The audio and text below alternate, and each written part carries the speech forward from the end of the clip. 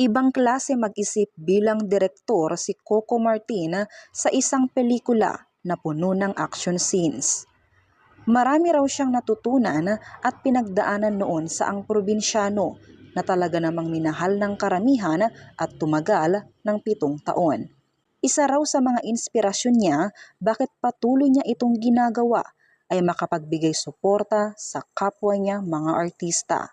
Ayon kay Coco Martin, nung nasa taping sila sa ang probinsyano ay pinag-uusapan na pala nila ang mga gagawin na scene sa FPJ's Batang Quiapo. Isa dito ang scene sa pilot episode ng teleserye kung saan na-rape si Marites na ginampanan ng nag-iisang Miles Ocampo. Maganda ang kinalabasan nito na talaga namang nag-trending sa social media.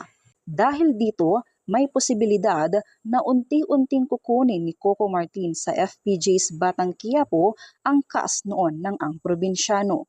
Depende raw sa takbo ng istorya ng teleserye. Ayon kay Lorna Tolentino na gumanap bilang First Lady noon ay kilalang-kilala niya si Coco.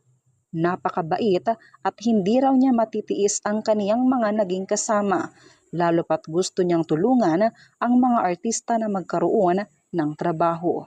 Pabiro ni Lorna, tatanggapin niya daw ang kahit anong role na ibibigay sa kaniya.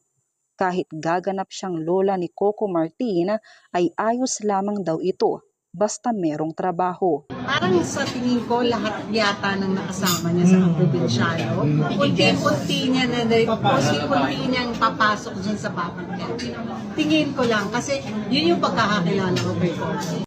Ilan sa mga natulungan ni Coco Martin noon sa Ang Probinsyano ay sina Whitney Tyson, CJ Ramos, Onyok Pineda, Aura Briguela, Ping Medina at marami pang iba. Sa red carpet premiere nga ng Batang Quiapo ay dumalo ang mga cast noon ng Ang Probinsyano upang ipakita ang kanilang buong suporta sa direktor at sa teleserye. Dito pa lang ay mukhang magtatagal na naman ito ng ilang taon.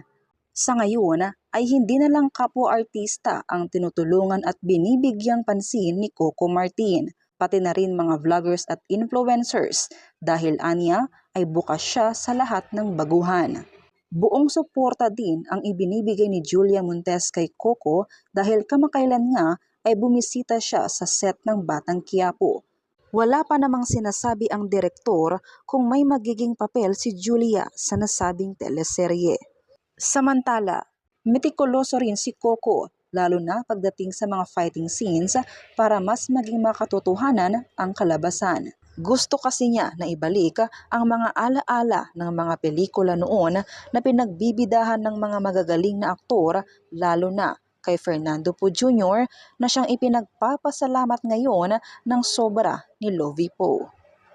Bagamat inamin ni Coco na marami pa siyang kakaining bigas para pumantay sa galing ni Fernando Poe Jr. ay hindi niya bibiguin ang mga sumusuporta sa kaniya at sa teleserye na kanilang ginagawa ngayon.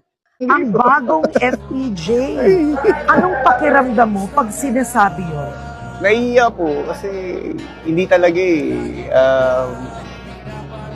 malayo po eh. Marami pa akong pagdadaanan at kakainin bigas talaga. Kasi sabi ko nga, iba rin kasi pinanggalingan ko kasi nga nagsimula ako sa indie films. Gaya ng Ang Probinsyano noon, trending ang Batang Quiapo dahil bawat episode nito ay umaabot ng million views.